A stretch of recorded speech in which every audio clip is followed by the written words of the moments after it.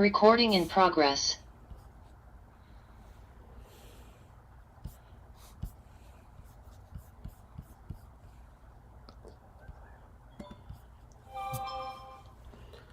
राम राम।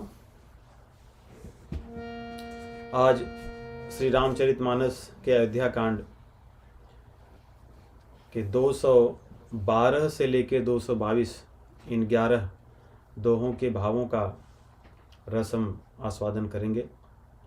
भैया भरत किस प्रकार भरद्वाज मुनि के यहाँ रात्रि बिताते हैं और आगे की यात्रा चित्रकूट के लिए करते हैं।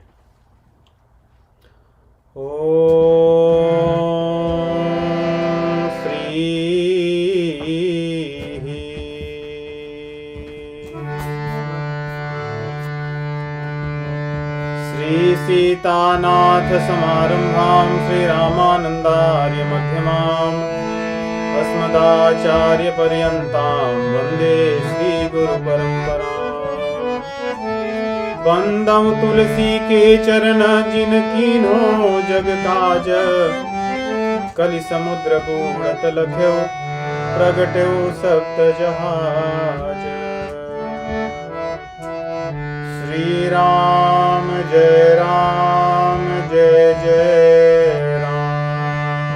श्री राम जय जय राम। श्री राम जय राम जय जय राम।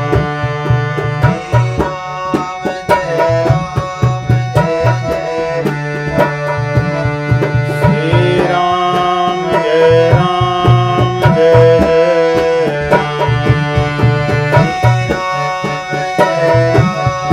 जय जय राम। सियावर रामचंद्र भगवान की जय। पवन सुत हनुमान जी महाराज की। भैया भरत लाल की जय। तो भैया भरत प्रयागराज में भरद्वाज मुनि से मिलते हैं और मुनि भरद्वाज जो भी अपना अनुभव भगवान श्री रामचंद्र जी के साथ हुआ था वन गमन के समय वो व्यक्त करते हैं, बताते हैं। और एक विशेष बात ये कहते हैं कि हे भरत, हम तो तपस्वी लोग हैं, हम कभी झूठ नहीं कहते। सुनो भरत हम झूठ न कहीं, हम लोग झूठ नहीं कहते। मैं अपना अनुभव आपको बताता हूं। कहते हैं कि हमने जो जीवन भर तप किए, साधन किए, उसका फल ये है कि सीता, राम और लक्ष्मण जी का दर्शन हुआ। जो भी हमने किया, सीय लखन राम सिय दर्शन पावा, सब साधन कर सुफल सुहावा। हमने जो भी साधन जीवन में किए थे उसका फल हमें मिल गया। कब? जब सीता, राम और लखन जी का दर्शन हो गया। परंतु उनके दर्शन का फल आज हमें प्राप्त हुआ है कि आप जैसे महाभागवत को हम अपनी आंखों के सामने साक्षात देख रहे हैं। तो इस प्रकार वो कहते हैं, और कहते हैं कि मेरा ही नहीं, तेईक फल कर फल दरस तुम्हारा। जो रामचंद्र जी का हम दर्शन किए थे उसका फल है कि दर्शन तुम्हारा हुआ। परंतु केवल तुम्हारा दर्शन करके मेरा ही लाभ हो ऐसा नहीं हुआ। इस प्रयाग में रहने वाले जितने भी लोग हैं सभी का सौभाग्य है, सभी लोगों का, मेरा भी है और सभी लोगों का। इस प्रकार बताते हैं भरत जी उनके सामने फूट फूट कर अपने विरह और अपने मन के जो भाव हैं व्यक्त करते हैं। उसको व्यक्त करते हुए आगे भरत जी कहते हैं, यहाँ पे एक दृष्टांत देते हैं। जो तांत्रिक लोग होते हैं वे लोग एक प्रकार का यंत्र बनाते हैं लकड़ी का, और उस यंत्र को ऐसे गाड़ा जाता है या ऐसे बनाया जाता है कि वो 12 दिशाओं में या इस पूरे ब्रह्मांड को या स्थान को 12 भाग में बांट देता है। और उसके बाद में कुमंत्र अर्थात तांत्रिक मंत्रों को पढ़कर जिस स्थान पर उस यंत्र को गाड़ देते हैं वहां पे सब कुछ नष्ट हो जाता है। ऐसे तांत्रिकों की एक विधा है। उसी का यहाँ पर वर्णन कर रहे हैं भरत जी। क्योंकि देखिए, जब कोई यंत्र बनाना होता है तो उसको बनाने वाला बढ़ई अर्थात लोहार होता है, और उस यंत्र को बनाने के लिए लकड़ी को बढ़िया से काटने या छीलने के लिए बसूला होता है, एक कुल्हाड़ी के समान यंत्र होता है। उसके माध्यम से लकड़ी को काटा जाता है, यंत्र बनाया जाता है और वो गाड़ दिया जाता है। तो यहाँ भरत जी कह रहे हैं कि मेरी माता की जो बुद्धि है वो बढ़ई है, वो लोहार है, और मेरा हित समझ करके उसने मेरे हित को बसुला बना करके एक यंत्र बनाया, कुयंत्र बनाया। वो कुयंत्र क्या है? रामचंद्र जी को वन में भेजना वही यंत्र है। और मंत्र कौन सा पढ़ा? 14 वर्ष की अवधि का मंत्र पढ़ करके उसने इस यंत्र को, कुयंत्र को अयोध्या में गाड़ करके संपूर्ण ब्रह्मांड का, संपूर्ण विश्व का नाश कर दिया। मेरी मां ने इस प्रकार सभी लोगों का अहित कर दिया है। ऐसे बात को कह करके भरत जी रोने पड़ते हैं। भरद्वाज जी उन्हें समझाते हैं और कहते हैं कि हे भरत जी, आप चिंता मत कीजिए, रामचंद्र जी आपको बहुत प्रेम करते हैं और अब समय हो गया है विश्राम का। हमारे मन में एक भावना है, वो ये कि हम आप सभी का आतिथ्य सत्कार करना चाहते हैं। क्योंकि रामचंद्र जी जब आए थे तो ऐसा कुछ आतिथ्य सत्कार वो नहीं कर पाए थे, और कहते हैं कि राम ते अधिक राम कर दासा। तो भगवान का उतना सेवा सत्कार अधिकतर लोग नहीं कर पाते, परंतु भगवान के भक्तों का बहुत करते हैं। तो यहाँ भरद्वाज जी भी वही कह रहे हैं कि हम आपका सत्कार करना चाहते हैं। उनके मन में ये भाव है कि भरत जी हमारे द्वारा जो आतिथ्य सत्कार होगा उसको ग्रहण नहीं करेंगे, इसलिए उनसे प्रार्थना करते हैं कि हमारी इच्छा है आप ग्रहण कीजिए। भरत जी उनके भाव को देख करके, गोस्वामी जी यहाँ लिखते हैं, जानी गरुई गुर गिरा बहोरी, चरण बंदी बोले कर जोरी। भरत जी गुरु के समान भरद्वाज जी को समझ करके, उनकी वाणी को महत्वपूर्ण समझ करके उनकी बात को माने और बोले, सिर धरी आयसु करिय तुम्हारा, परम धर्म यह नाथ हमारा। आपकी जो इच्छा हो आतिथ्य सत्कार करने की आप कीजिए, हम उसको सिर पर धारण करते हैं, आपकी आज्ञा को हम नहीं टालेंगे। इस प्रकार भरत जी कहते हैं। तब भरद्वाज मुनि अपने शिष्यों को बुलाते हैं जो उनके सेवक हैं, और उन्हें कहते हैं कि भरत जी की और अयोध्या के आए हुए जितने लोग हैं इनकी सेवा की तैयारी की जाए। कंद मूल, पहले देखिए यहाँ पे कह रहे हैं कि कंद मूल फल आनहु जाई, जा करके कंद मूल फल इत्यादि ले आइए और इनका आतिथ्य सत्कार कीजिए। और वे सेवक जो थे उनकी आज्ञा ले करके चले जाते हैं, तैयारी में लग जाते हैं। परंतु यहाँ पर मुनि पुनः अपने मन में विचार करते हैं कि मैं कैसा अभागा हूं कि भरत जी भगवान श्री रामचंद्र जी के भाई हैं। इनकी सेवा मैं उसी तरह कर रहा हूं जैसे रामचंद्र जी जब वन में गए थे वैसे किया था, कंदमूल फल से। ये तो उचित नहीं है। जो जैसा होता है उसका आतिथ्य सत्कार वैसे ही किया जाता है, और जैसा देवता होता है उसकी पूजा भी वैसी ही की जाती है। रामचंद्र जी को तो हमने कंदमूल फल चढ़ा दिया, क्योंकि वो तो बोले हैं कि पत्रम पुष्पम फलम तोयम यो में भक्त्या प्रयच्छति, कि पत्र पुष्प फल जल मुझे चढ़ा दिया, भक्ति से मैं खुश हो गया। लेकिन क्या भरत जी की भी मैं ऐसे ही सेवा करूं? भरत जी के साथ आए हुए जो इतने अयोध्या के लोग हैं इनकी भी सेवा ऐसे ही करूं? ये उचित नहीं है। कहते हैं यहाँ पे, मुनि ही सोच पाहुन बड़ नेवता, तसी पूजा चाहिए जस देवता। इसलिए उन्होंने अपने मन में रिद्धि और सिद्धियों का स्मरण किया। वे तुरंत प्रकट हो गईं। उन्होंने कहा कि महाराज दशरथ के सुपुत्र भरत और भगवान श्री रामचंद्र जी के प्रिय लाडले भैया भरत तथा अयोध्या वासियों का उचित सत्कार किया जाए। ये बात सुन करके रिद्धि सिद्धि जो थी बड़ी प्रसन्न हो जाती है।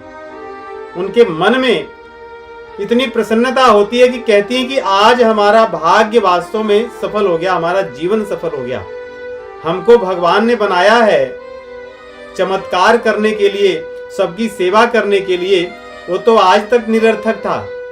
क्यों? क्योंकि आज हम भगवान के जो प्रिय भैया हैं, भगवान के जो परम भागवत भरत जी हैं, उनकी सेवा हम करेंगी। इसलिए यहाँ वो कह रहे हैं, रिधि सिद्धि सिर धरि मुनि बर बानी, बड़ भागिनी आपु ही अनुमानी, बड़ भागिनी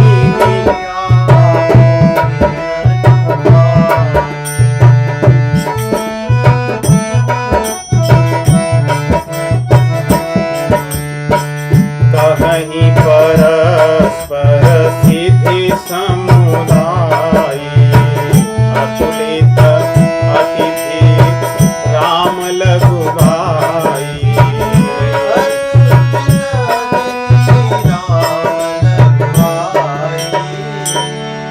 उन्होंने कहा कि रामचंद्र जी के छोटे भैया ये हमारे इतने श्रेष्ठ अतिथि हैं, आज तो हमारा जीवन धन्य हो गया। इस प्रकार वो चर्चा कर करके तुरंत तैयारियां करती हैं।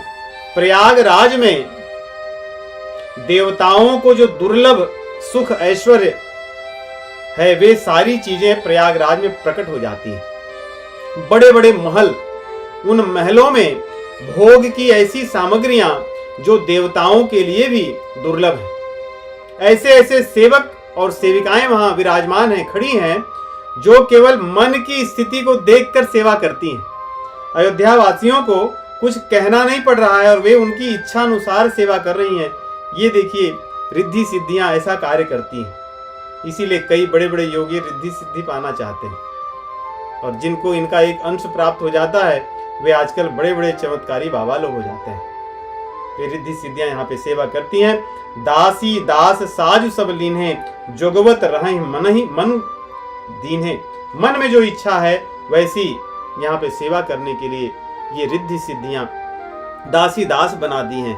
इस प्रकार कह रहे हैं कि पहले उन्होंने अयोध्या के अन्य जो लोग थे, अवधवासी थे, उनकी सेवा की, उनके लिए व्यवस्था की। जब उनकी सबकी व्यवस्था हो गई, तब भैया भरत के जो परिजन थे, माता, उनके बंधु, जो उनके मित्र और गुरु इत्यादि सबकी व्यवस्था की, और उसके बाद में भरत जी के पास आई। भरत जी के लिए उन्होंने सारी प्रकार की व्यवस्थाएं की। कहते हैं कि इस व्यवस्था को देखकर जो लोकपति थे, इंद्र थे, स्वर्ग के देवता थे, वे सब लालायित होने लगे कि ऐसी भी कोई व्यवस्था हो सकती है क्या। सुख समाज नहीं जाय बखानी, देखत बिरत विसारहि ज्ञानी। ज्ञानी लोग, मुनि लोग जो वैरागी थे, इनके भी ज्ञान वैराग्य सब नष्ट हो गए इन भोगों को देख करके। कहे वहां पे भोजन करने के लिए ऐसी ऐसी चीजें थी जो अमृत से भी श्रेष्ठ थी, और जो संयमी लोग थे उनका मन भी डोलने लगा खाने पीने के लिए उन वस्तुओं को और भोग्य वस्तुओं को देख करके। कोई भी ऐसी वस्तु इस ब्रह्मांड में नहीं है जिससे श्रेष्ठ वस्तु यहाँ पर उपलब्ध न हो। इसलिए कह रहे हैं, सची सहित इंद्र देवता सभी लोग उसको देख करके लालायित होने लगे। और परंतु भरत की स्थिति को स्वामी जी वर्णन करते हैं। एक कहानी आती है, दृष्टांत बहुत जगह दिया जाता है। जो चकवा होता है पक्षी, उसकी विशेषता है कि रात्रि में वो चंद्रमा को छोड़ अन्य किसी को देखता ही नहीं। तो एक बहेलिया था, उसने चकवा और चकवी दोनों को पकड़ा और उसने परीक्षा लेने के लिए कि देखें क्या होता है, उन दोनों को एक पिंजरे में बंद कर दिया और सोचा कि चलो ये दोनों एक पिंजरे में रहेंगे तो आज ये चंद्रमा को नहीं देखेंगे। ऐसा सोच करके उसने दोनों को उसमें बंद कर दिया और वे दोनों रात्रि भर केवल चंद्रमा को ही देखते रहे। उन्हें एक दूसरे से कुछ लेना देना नहीं था, एक दूसरे को ऐसा था कि वो जानते ही नहीं। गोस्वामी जी कहते हैं भैया भरत के लिए ये सारी जो रिद्धियों सिद्धियों द्वारा दिया गया भोग था वो उसी प्रकार था कि थे तो वहीं पर वो, परंतु उनके लिए इसको लेना देना ही नहीं, वो तो राम रूपी चंद्रमा को निहार रहे थे। और जो रिद्धियां सिद्धियां थी वे भी संकोच कर रही थी कि हम तो भरत जी के योग्य ही नहीं है। तो इसलिए यहां पे चकवा चकवी का उदाहरण ऐसे देखें कि चकवा तो भरत जी हैं और चकवी ये सारी भोग सामग्रियां ऐश्वर्य रिद्धि सिद्धि। इनके मन में संकोच है कि भरत के सत्कार के योग्य हम हैं ही नहीं, और भरत जी भगवान श्री राम रूपी चंद्र के अतिरिक्त अन्य किसी की तरफ देख ही नहीं रहे हैं, इसलिए सब कुछ होते हुए भी वे वैरागी बने रहे। यही वास्तव में वैराग्य है। तो इस प्रकार गोस्वामी जी कहते हैं संपत्ति चकई भरत चक मुनियाय सुखेलवार तेहि निस आश्रम पिंजरा राखे भाभिनुसार। तो इस प्रकार प्रयागराज में रात्रि बीत गई और भिनुसार अर्थात भोर हुआ। सभी लोग उठे, तैयारी करने लगे। तीर्थराज प्रयाग में सभी स्नान करते हैं और मुनि भरद्वाज जी के पास आते हैं। उनसे सभी लोग आज्ञा लेते हैं कि आगे की यात्रा हमें चित्रकूट की तरफ करनी है। मुनि की आज्ञा लेकर के सभी लोग अपने अपने तरह से चलने लगते हैं। भरत जी का चित्त मन तो चित्रकूट में ही लगा हुआ है। उन्होंने पुनः जैसे पहले किए थे वैसे पुनः अपने सखा निषाद राज के गले में हाथ डाल दिए, तो गलबहियां करके फिर चलने लगे जैसे पहले चल रहे थे। जैसे दो बच्चे देखे होंगे कि एक दूसरे के गले में हाथ डाले चलते रहते हैं, तो भरत जी पुनः निषाद राज जी के गले में हाथ डाल दिए और फिर गलबहियां किए, दोनों चल रहे हैं। राम सखा कर दीने लागू चलत देह धरी जनो अनुरागू।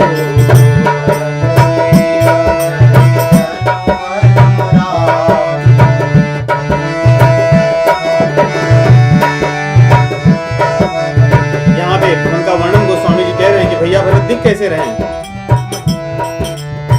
नहीं पद त्राण शीश नहीं छाया,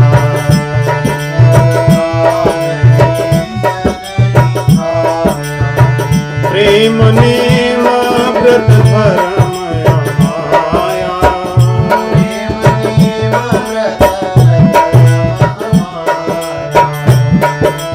कैसा जीवन है, एक यति जैसा। उनके चरणों में किसी प्रकार की पदत्राणपन ही नहीं है। राजा होते हुए भी उनके सिर पर तो छत्र छाया होनी चाहिए, वो भी नहीं है। परंतु प्रेम भगवान के प्रति भरा हुआ है, नियम का पालन कर रहे हैं। और आगे लिख रहे हैं लखन राम सिय पंथ कहानी,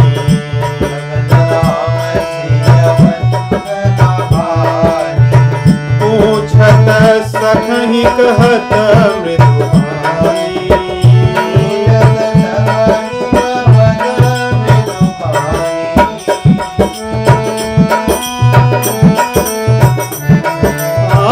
राम बास थल बिटप बिलोके, पुर अनुराग रहत नहीं रोके।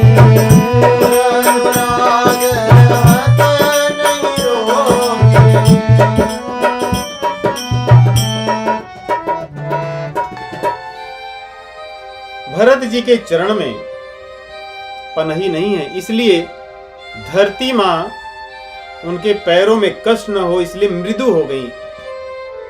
जहां जहां उनके चरण पड़ते वहां वहां वो कोमल बन जाती, और उनके सिर पर किसी प्रकार की छाया नहीं है, इसलिए बादल जहां जहां भरत जी जाते बादल वहां वहां उनके लिए छाया करते। अब यहां पे देखिए इस पूरे प्रसंग में केवल यही बात को दर्शाया जा रहा है कि भगवान रामचंद्र जी के लिए भी जो सेवा नहीं हुई वो सारी सेवाएं भरत जी के लिए सभी कर रहे हैं। भरद्वाज जी ने भी वही किया और प्रकृति भी वही कर रही है। रामचंद्र जी जा रहे थे तो गोस्वामी जी लिखते हैं कि भूमि कठोर है और सिर पर बरसात, ठंडी और धूप इनका कष्ट है, लेकिन भरत जी के लिए लिख रहे हैं कि जहां जहां चल रहे हैं वहां वहां भूमि कोमल हो गई है और बादल जो है वो छाया करते हुए चल रहे हैं। किए जाहि छाया जलद सुखद पहई बर्बात। और जो वायु है वो वैसी चल रही है अनुकूल होकर कि भरत जी को कोई कष्ट न हो। तस मग भयउ न राम कह जस भा भरत ही जात। रामचंद्र जी के लिए ऐसा कुछ नहीं हुआ जैसा भरत जी के जाते जाते हो रहा है। तो सर्वत्र भरत जी के प्रेम की, उनके भक्त की श्रेष्ठता दिखाते हुए आगे कह रहे हैं, रामचंद्र जी जब गांव गांव से होकर जा रहे थे उसी मार्ग से, तो जिन लोगों ने उनका दर्शन किए थे उनके सभी पाप नष्ट हो गए थे, या जिन्होंने भगवान को देखा था उनके, और जिनको भगवान ने देखा था वे, जो भी एक दूसरे को देखे उनके सभी के पाप नष्ट हो गए और वे परम पद के अधिकारी बन गए। परंतु अभी परम पद नहीं पाए थे, अभी भी संसार में वो जी ही रहे थे। परंतु भरत जी को देखते ही उनका जो संसार का जीवन था वो छूट गया और वो भगवान के धाम में चले गए। तो ये भरत जी की महिमा बता रहे हैं। अर्थात कुछ जो लोग भरत जी को देखे उसमें से अधिकतर लोग अपने शरीर को छोड़ दिए और भगवान के धाम में उनका गमन हो गया। ये सब लिखते हुए गोस्वामी जी लिख रहे हैं कि कोई बड़ी बात नहीं है भरत जी के लिए। हमें बड़ा लग सकता है, हमें आश्चर्य लग सकता है, परंतु भरत जी के लिए ये कोई बड़ी बात नहीं है, क्योंकि दुनिया तो रामचंद्र जी को स्मरण करती है परंतु रामचंद्र जी भरत जी को स्मरण करते हैं। ये भरत जी की महिमा है। बारक राम कहत जग जेहू, होत तरन तारन नर देहु।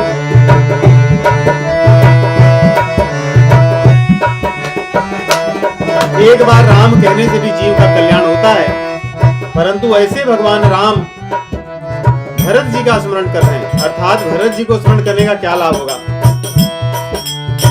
यह बड़ी बात भरत कही नाहि, सुमिरत जिनहि राम मन माहि। सुमिरत जिनहि राम मन माहि। तो इस प्रकार भैया भरत जी सभी को अपना दर्शन देते हुए और सभी का कल्याण करते हुए चले जा रहे हैं। परंतु एक ऐसा भी प्रसंग अब यहाँ पर आता है।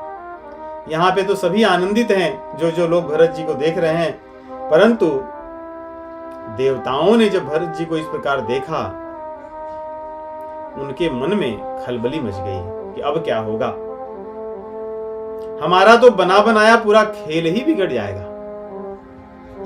रामचंद्र जी गए हैं वन में, राक्षसों का वध होगा और हमारे शत्रुओं का वध होने पे हमारा जीवन कम से कम स्वतंत्र और सुखमय हो जाएगा। और ये भरत जा रहे हैं किस लिए? रामचंद्र जी को वापस ले आने के लिए। और रामचंद्र जी तो बहुत प्रेम करते हैं भरत जी को, इसलिए भरत की बात वो कभी भी टालेंगे नहीं, क्योंकि रामचंद्र जी संकोची हैं। उनको कोई बलपूर्वक कुछ कह दे तो बोलते हैं चलो ठीक है, कभी किसी का प्रत्युत्तर नहीं कहते। और फिर भरत जो प्रेम के समुद्र हैं, भरत जी के प्रेम के आगे रामचंद्र जी की क्या चलेगी। इसलिए उनके मन में ऐसा हुआ कि हमारी बनी बनाई जो खेल है सब बिगड़ जाएगा। सरस्वती जी को इतना हमने सब समझाया बुझाया, वो इतना सब की, यहाँ तक बात आगे बढ़ गई है, अब तो सब बिगड़ जाएगी। इसलिए उन्होंने अपने गुरु जी से कहा, बनी बात बिगड़न चाहती, करिय जतन छल सोधी। हे गुरुदेव, कुछ ऐसा योजना बनाइए, ऐसी योजना बनाइए आप कि हम लोग कपट पूर्वक कुछ ऐसा खेल खेलें कि भरत जी और रामचंद्र जी के भेंट ही ना हो। ऐसा कुछ हम गड़बड़ कर दें रास्ते में। ऐसा सुन करके उनके गुरु बृहस्पति जी मुस्कुराते हैं और कहते हैं कि तुम्हारे पास तो हजारों नेत्र हैं, फिर भी तुम वास्तव में अंधे ही हो, देख नहीं पा रहे हो। देवता होकर भी, हजारों नेत्र होकर भी तुम्हारा आचरण और तुम्हारा विवेक तो मूर्खों की तरह है। इसलिए हे इंद्र, जो मायापति के सेवक हैं उनके साथ आप माया करोगे। जो मायाधीश भगवान हैं और उनके सेवक और उनके साथ तुम माया अर्थात मायापति के साथ माया रचोगे। तुम्हारी माया कहां तक चलेगी? सभी मायाओं के मायावी तो वो हैं, तो तुम कौन से कपट की बात कर रहे हो? कहते हैं जैसे तुम माया करने जाओगे वो माया तुम्हें ही खा जाएगी। और आगे कहते हैं चलो मैं तुम्हें रघुनाथ जी का स्वभाव बताता हूं। तुम्हारे अनुसार रघुनाथ जी संकोची हैं और भरत जी के प्रेम के सामने वो हार मान लेंगे, लेकिन मैं जो रघुनाथ जी का स्वभाव जानता हूं वो बताता हूं। ये बहुत ही शिक्षाप्रद ये सिद्धांत है हम सभी के लिए, जो साधक हैं, अपनी आध्यात्मिक उन्नति करना चाहते हैं। सुनु सुरेश रघुनाथ सुभाऊ, निज अपराध रिसाईन काऊ। जो अपराध भगत कर करई, राम रोष पावक सो जरई। भगवान के प्रति यदि हम कुछ करना चाहें तो कर लें, षड्यंत्र रच लें, कपट कर लें, माया कर लें। और हमने किया भी कि नहीं किया? सरस्वती जी को हमने प्रेरित करके रामचंद्र जी के प्रति उनको कष्ट में डाल दिया और रामचंद्र जी प्रसन्न होकर के चले गए, किसी को कुछ नहीं कहे। लेकिन ऐसी ही कुछ माया यदि भरत जी के लिए करना चाहोगे तो रामचंद्र जी का तब क्रोध प्रकट होगा, क्रोधाग्नि। और रामचंद्र जी के क्रोध के सामने तो कोई नहीं टिक पाता। इस संपूर्ण जो ब्रह्मांड है इसका जब संहार करना होता है तो रामचंद्र जी बस क्रोध करते हैं। उनके क्रोध करने से ही संपूर्ण ब्रह्मांड नष्ट हो जाता है। तो तुम उन्हें क्रोधित मत करो, क्योंकि भरत जी को बहुत प्रेम करते हैं। यदि आपको ये बात ध्यान में नहीं आ रही है तो दुर्वासा के चरित्र का याद करो, स्मरण करो। दुर्वासा जी के साथ ऐसे ही हुआ था जब अम्बरीश महाराज के साथ उन्होंने अपराध किया था। भागते भागते पूरे ब्रह्मांड में दौड़ आए, अंत में अम्बरीश महाराज के पास जाकर ही क्षमा मांगने पर वो भगवान के चक्र से बचे थे। तो इस प्रकार उन्हें समझाते हैं और यहाँ पे कहते हैं एक बात को सदैव स्मरण करना चाहिए कि भरत जी के समान कोई और है ही नहीं। भरत जी के समान तो केवल भरत है। किसी और के प्रति किए गए अपराध से हम बच भी जाएं कदाचित, वैसे तो भगवत भक्तों के प्रति अपराध से जीव बच नहीं पाता, परंतु किसी उपाय बस यदि कदाचित बच भी जाए, परंतु भरत जी के प्रति किए गए अपराध से बचना असंभव है। क्यों? क्योंकि भरत सरीस को राम सनेही, भरत सरीस को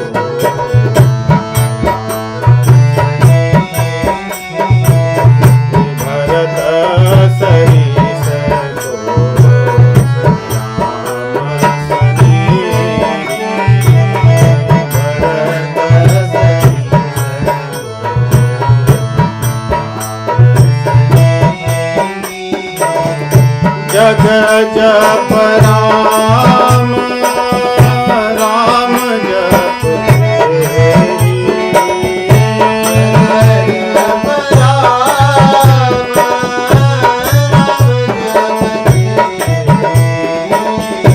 जग जप राम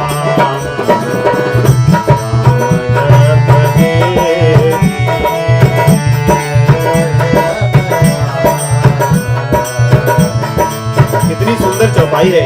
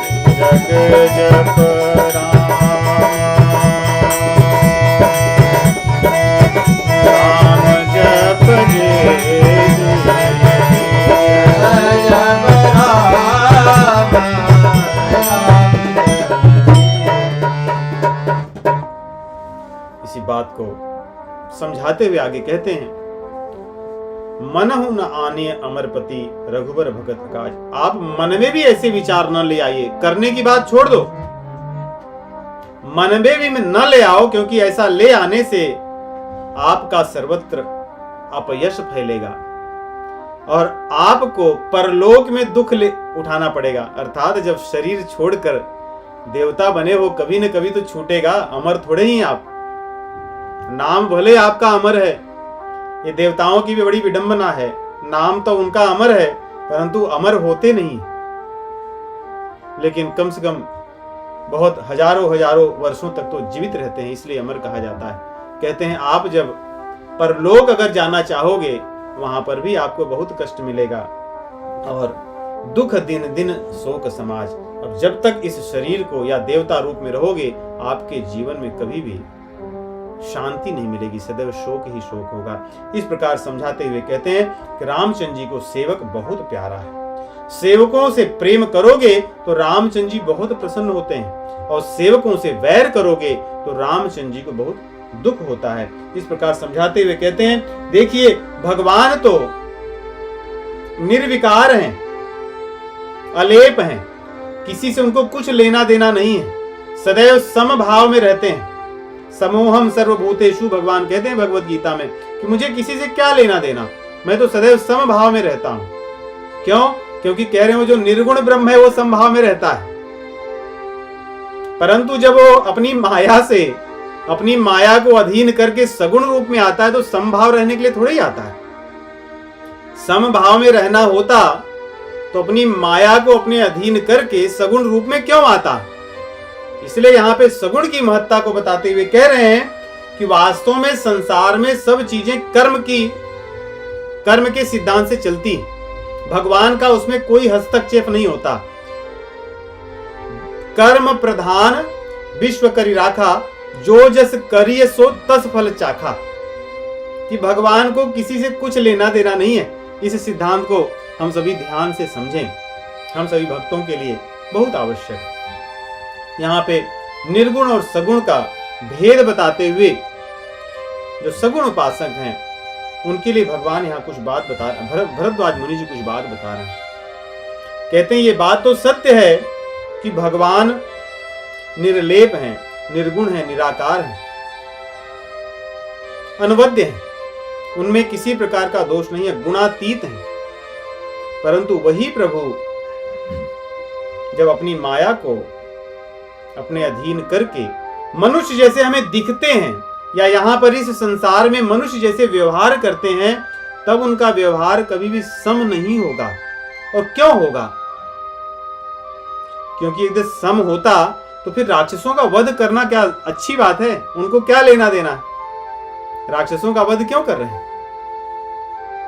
भक्त और अभक्त में भेद क्यों करते हैं? भगवान जब दुर्योधन के यहां गए, उसके द्वारा दिए गए 56 भोगों को छोड़कर भगवान विदुर जी के यहां जाकर के सामान्य सादा साग खा रहे हैं। क्यों? ये तो भेदभाव हुआ। तो भगवान सम और विषम व्यवहार अपने भक्तों के अनुसार करते हैं और इसीलिए सगुण रूप धारण करते हैं, इसीलिए सगुण लीला करते हैं। ये बात यहां समझा रहे हैं। तो कह रहे हैं आप उस चक्कर में मत पड़े रहो जिस ज्ञान को लेकर आप सोच रहे हो। रामचंद्र जी आपको जलाकर भस्म कर देंगे, क्योंकि ये इस समय लीला करने के लिए प्रकट हुए हैं। अगर उनके भक्तों के साथ आप छल करोगे तो आपका सर्वनाश बहुत शीघ्रता से हो जाएगा। यहाँ समझा रहे हैं, यद्यपि सम रही रागन रोषु, कहीं न पाप पुण्य न बेहोश।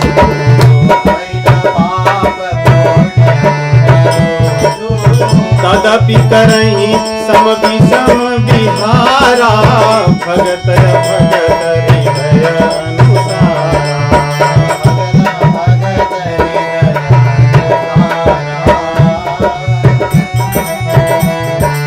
राम जी अपने सेवकों की लाज रखते हैं और ये सिद्धांत है और वेद पुराण इस कहानियों से, इस उदाहरणों से भरे हैं। कि भगवान अपने भक्तों की लाज रखते हैं। उनकी सेवा यदि कोई बाधक बने तो भगवान को कभी भी प्रिय नहीं होता। राम सदा सेवक रुचि राखी, राम सदा वेद पुराण साधु सुर साखी।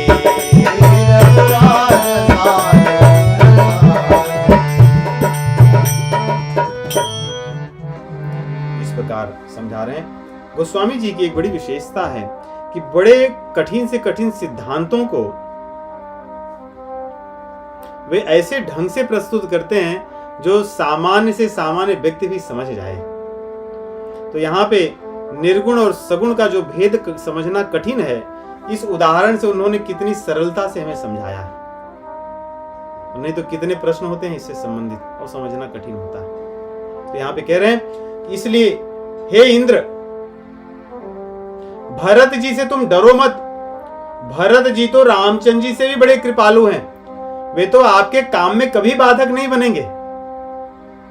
ऐसा कह रहे हैं रामचंद्र जी तो देवताओं के हितकारी हैं, इसलिए तुम्हारे हित में कभी भी आंच नहीं आएगी। और दूसरा, भरत जी रामचंद्र जी के आज्ञाकारी हैं। देखिए दोनों की दृष्टि में कितना अंतर है। भरत और रामचंद्र जी को ये भी देख रहे हैं। इंद्र जी वो कह रहे हैं रामचंद्र जी संकोची हैं, इसलिए भरत जी उनको जो कहेंगे वो मान लेंगे। और भरत जी प्रेम के सागर हैं, इसलिए रामचंद्र जी को कष्ट सहते नहीं देख करके वो बोलेंगे आप लौट जाओ, और रामचंद्र जी संकोच में आके लौट जाएंगे। लेकिन बृहस्पति जी कह रहे हैं रामचंद्र जी देवताओं के हितकारी हैं, सत्य संध प्रभु सुर हितकारी। और सत्य संध हैं, कभी भी वो अपनी प्रतिज्ञा को नहीं छोड़ सकते, सत्य को नहीं त्याग सकते, और देवताओं का अहित कभी नहीं कर सकते, क्योंकि भगवान तो देवताओं के ही दुख को हरण करने के लिए अवतार लेते हैं और कोई प्रयोजन नहीं होता। गोविंद गोदिज सुरार्ति हरावतार, कुंती जी कहती हैं कि हे प्रभु, आप तो देवताओं के दुख को दूर करने के लिए प्रकट होते हैं। तो यहाँ पे कह रहे हैं भगवान तो हमारे ही दुख को दूर करने के लिए आए हैं, और भरत जी रामचंद्र जी की आज्ञा को कभी नहीं टाल सकते, इसलिए वो कभी लौट करके रामचंद्र जी नहीं जाएंगे, बल्कि भरत जी को समझा करके भेज देंगे। इसलिए सब प्रकार से तुम्हारा हित होगा, तुम भी भरत जी की सेवा में लग जाओ। ऐसा सुनने के बाद में सभी लोग पुष्प की वर्षा करने लगे, और भरत जी की सेवा वे सभी भी करने लगे, पुष्पों की वर्षा करके, और जिस प्रकार भी करना है। और आगे भरत जी के यात्रा का वर्णन करते हुए गोस्वामी जी लिखते हैं कि भरत जी रामचंद्र जी के प्रेम में इतने खो गए हैं कि वो संपूर्ण रूप से राममय हो गए हैं। जब सांस लेते हुए वो राम कहते हैं तो उस क्षेत्र में सर्वत्र आनंद और मंगल छा जाता है। संपूर्ण जो वातावरण है वो राममय हो जाता है। लिख रहे हैं जब ही राम कही लेहि उसासा, जब ही राम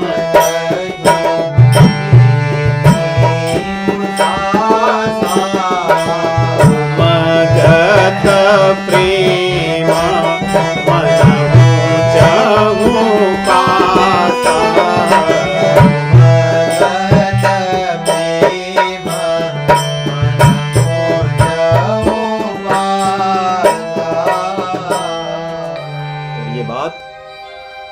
गोस्वामी जी लिख रहे हैं कि बड़े उच्च कोटि की भक्ति है। जब तक हम माया के अधीन, माया के गुणों के अधीन होंगे, इसको हम समझ नहीं सकते। आज भी हम चित्रकूट में जाएं, भगवान श्री रामचंद्र जी को मिलने के लिए भरत जी जिस मार्ग का अनुगमन किए हैं, उस मार्ग में कई ऐसे स्थान हैं जहां पर पत्थर पिघले हुए और उन पत्थरों में चरण चिन्ह हैं। चित्रकूट में भी ये स्थान है, मंदाकिनी नदी के तट पर। गोस्वामी जी लिख रहे हैं जब राम कह करके वो श्वास लेते हैं प्रेम से, विरह भाव से, वहां के वातावरण में प्रेम ऐसा छा जाता है कि उस प्रेम के प्रभाव से जो अचर और निर्जीव पत्थर है वो भी पिघल जाता है। मनुष्य की बात छोड़ दीजिए। इसीलिए जिन लोगों ने मार्ग में भरत जी को देखा, जिनके पाप नष्ट हो गए थे, वो अपने शरीर छोड़कर चले गए। हमने अभी पीछे पढ़ा, ऐसा भी कभी होता है किसी भक्त के दर्शन से कोई व्यक्ति अपने शरीर को छोड़ दे, ऐसी समाधि लग जाए। वो तो जीवों की बात थी, मनुष्यों की बात थी। यहां पे पत्थर की बात कर रहे हैं। पत्थर भी पिघल गया। द्रवहि बचन सुनी कुलिश पशाना, द्रवहि बचन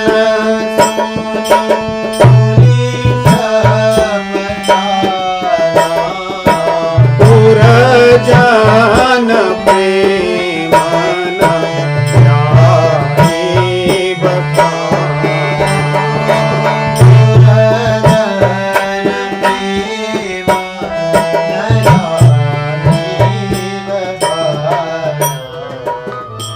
इस प्रकार प्रयागराज से चलते हुए भरत जी आ रहे हैं और यमुना जी के तीर पर पहुंचते हैं, जिसको पार करने के पश्चात बाद चित्रकूट आएगा।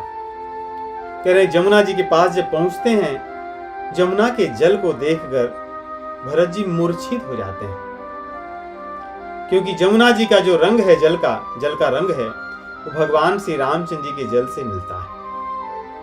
कहते हैं कि जमुना जी में भगवान श्री कृष्ण ऐसे गोते लगाए कि जमुना जी श्याममय हो गई, और तब से उनका रंग श्याममय ही है।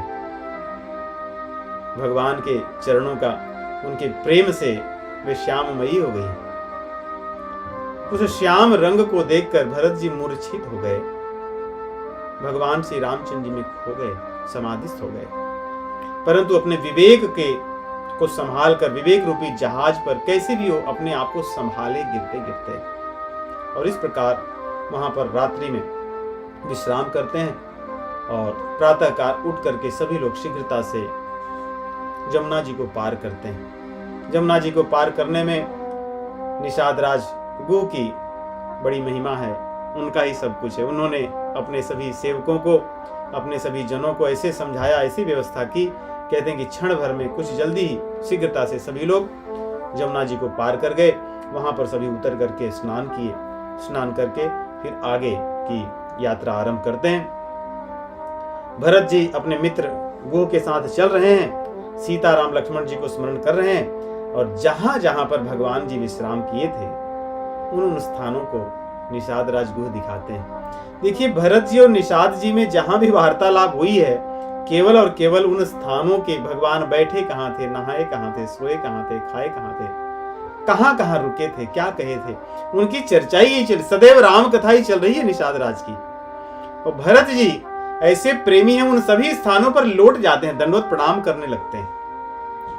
यहाँ फिर से गोस्वामी जी लिख रहे हैं, ये तीसरी बार यहाँ आ रहा है कि जह जह राम बास विश्राम, जह जह राम बास विश्राम, तह तह करही सप्रेम प्रणाम।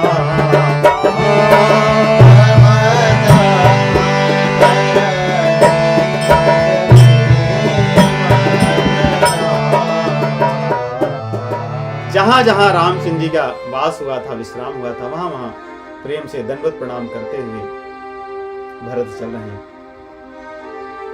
आगे कहते हैं, जब गांव बीत आने लगे, गांव के लोगों को पता चला, उनमें से किसी ने देखा, अरे ये तो जो राम और लक्ष्मण गए थे, ये तो वही दिख रहे हैं, क्योंकि भरत जी रामचंद्र जी के जैसे और शत्रुघ्न जी लक्ष्मण जी के जैसे, और उस समय भी निषाद राज थे, और यहाँ पर पुनः निषाद राज हैं। तो लोगों को तो पहले आश्चर्य हुआ कि ये पुनः क्यों आ रहे हैं, कहां से गए, कब आ रहे हैं, क्यों, क्या बात।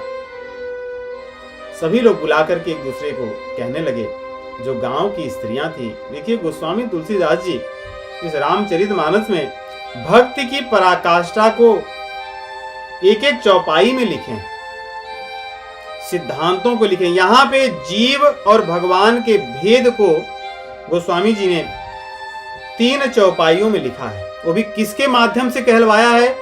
गांव की स्त्रियों के माध्यम से, जो वेदों को नहीं पढ़ने गई हैं,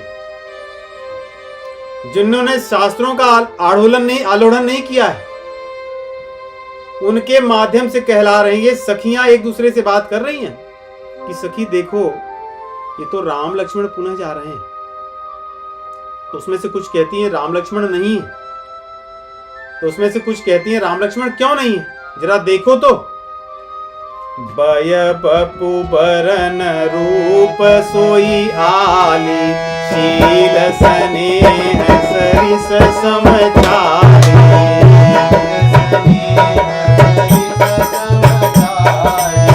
बय बपु बरन रूप सोई आली, शील स्नेह सरिस समझाली।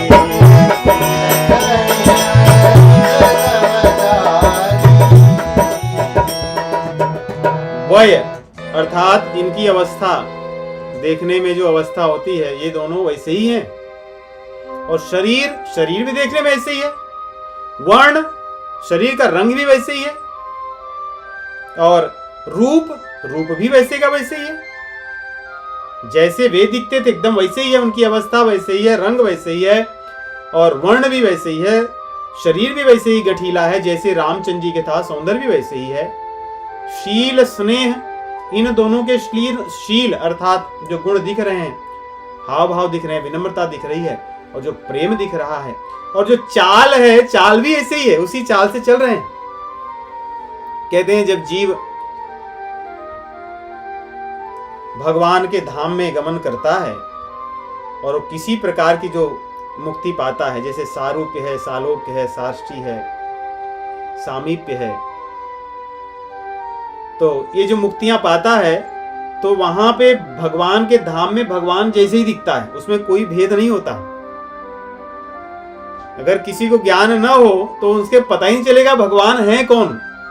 सभी के चतुर्भुज रूप हैं, सबके पास शंख चक्र गदा पद्म है, सब वैसे ही सुंदर है, वैसे ही मुकुट है, परंतु कुछ तो भेद होगा,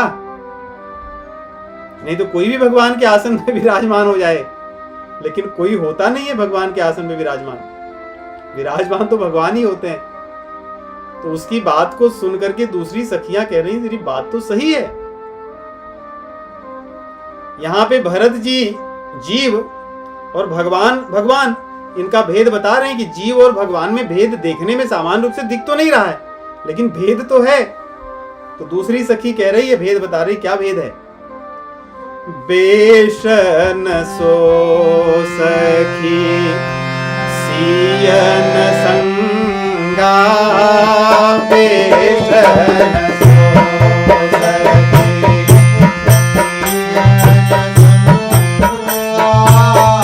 आगे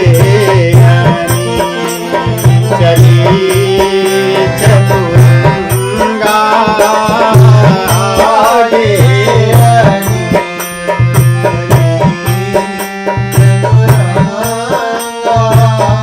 नहीं प्रसन्न मुख मानस खेदा, नहीं प्रसन्न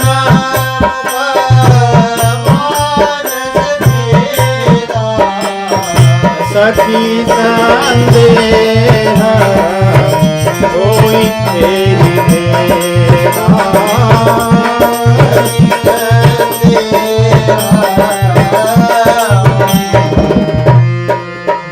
तो यहाँ पे 5 भेद बताती है, और यही 5 भेद होते हैं भगवान और अन्य जो मुक्त हैं भगवान के भक्त, उनमें कहते हैं वेश भगवान जैसा नहीं होता। भगवत धाम में भी यहां पर तो बता रही वलकल वस्त्र धारण करने वाले राम और लखन थे, सीता जी थी, लेकिन इनके वेश वलकल तो नहीं। लेकिन भगवत धाम में भृगु जी का जो चिन्ह है, वो केवल भगवान के ही वक्षस्थल पर होता है और किसी के नहीं। तो वेश अलग होता है। दूसरी, भगवान की आह्लादनी शक्ति जो है वो सदैव भगवान के साथ ही होती है और किसी के साथ नहीं होती। जानकी जी, राधा जी, लक्ष्मी जी, ये भगवान के अतिरिक्त अन्य किसी और के साथ नहीं होती। इसलिए यहां बता रही कि इनके साथ सीता जी नहीं, उनके साथ सीता जी थी। इनका वेश वल्कल वाला नहीं, उनका वेश तो वल्कल था, मुनियों का था। तीसरा, भगवान को किसी सहायता की आवश्यकता नहीं है, उनके साथ कोई सेना नहीं थी, इनके साथ सेना है। भगवान को किसी अन्य सहायता की आवश्यकता कभी नहीं होती। चौथा, बताती हैं कि इनके मुख पर प्रसन्नता नहीं है। भगवान के मुख पर किसी प्रकार का दुख नहीं था। तो भगवान और भगवान के भक्तों में अंतर हो सकता है। नहीं प्रसन्न मुख मानस खेदा, और उनका जो मन था, मन में भी किसी प्रकार का खेद नहीं था। इनके तो मन में भी खेद दिख रहा है, दुखी हैं, और इनके चेहरे पर, वदन पे भी, मुख पर भी वो दुख दिख रहा है। तो इस प्रकार कहती हैं ये भेद हैं, इसलिए वे नहीं हो सकते।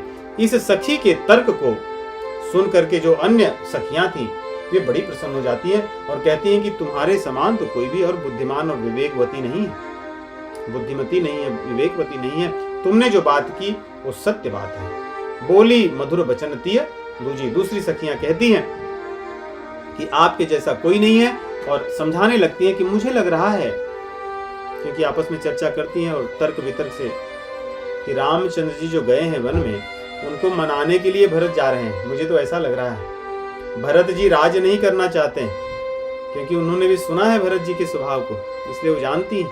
इसलिए कह रही हैं, कही स प्रेम सब कथा प्रसंगो, जय विधि राम राज रस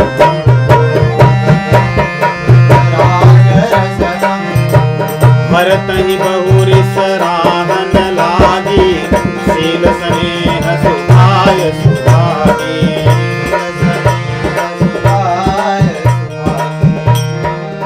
चलत पया दे खात फल। ये लोग, ये पैदल जा रहे हैं भरत जी। जैसे रामचंद्र जी कंद मूल फल खाते थे, वैसे ये भी खा रहे हैं। पिताजी ने राज इन्हें दिया था, परंतु इन्होंने त्याग दिया, और रघुनाथ जी को मनाने के लिए आज ये जा रहे हैं। और भरत जी के समान ऐसा कोई हो ही नहीं सकता, इसलिए कोई और नहीं, ये भरत और उनके साथ शत्रुघ्न जी हैं, रामचंद्र जी को मनाने के लिए जा रहे हैं। इस प्रकार ये जो सखियां हैं गांव की, जिनको ऐसा लगता है कि जिन्होंने कभी वेद पाठ नहीं किया, शास्त्रों को पढ़ा नहीं, उन्हें संपूर्ण वैदिक वाङ्मय का जो सार है वो सब जानती हैं।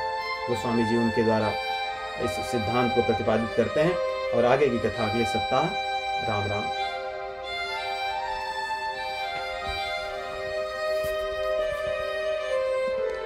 राघवेंद्र जी, आप 2 मिनट संकीर्तन कीजिए।